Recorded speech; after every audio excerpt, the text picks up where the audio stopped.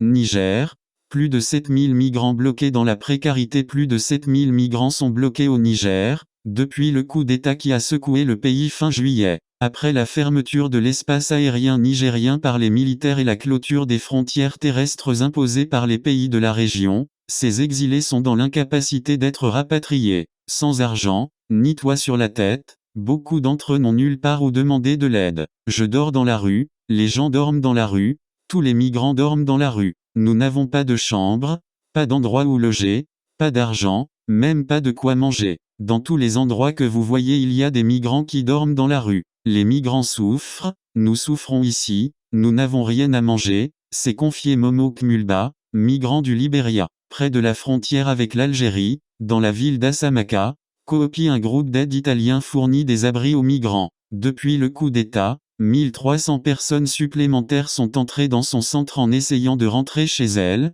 ce qui risque de limiter la capacité de soutien du groupe. C'est compliqué parce qu'après le coup d'État et la fermeture des frontières, l'OIM, Organisation internationale pour les migrations, ne pouvait plus laisser les migrants sortir du pays. Et pour nous, si cette situation se prolonge pendant un mois, nous aurons des difficultés à maintenir le niveau actuel des services que nous fournissons aux migrants, tels que la nourriture, l'eau, les abris et la protection. Nous espérons donc que cette situation sera résolue rapidement, a expliqué Morena Zukcheli, chef de mission de l'ONG Koopi au Niger. Le Niger est une voie d'accès importante pour les personnes issues d'Afrique subsaharienne qui tentent de rejoindre la Libye, point de départ de la traversée de la Méditerranée vers l'Europe, et pour ceux qui rentrent chez eux avec l'aide des Nations Unies. Les conditions de vie de ces exilés se dégradent dans le pays et les poussent à vouloir rentrer dans leur nation d'origine. Cela fait 10 mois que je dors dehors ici, nous souffrons et nous voulons rentrer chez nous, a révélé Sharon Jepli,